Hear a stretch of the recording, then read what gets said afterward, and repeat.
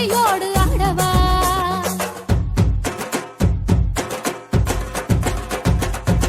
ஆலகாலனே ஆலங்காட்டினில் ஆடிடும் நாயகனே, நீலகண்டனே வேதநாயகா நீதிய காவலனே.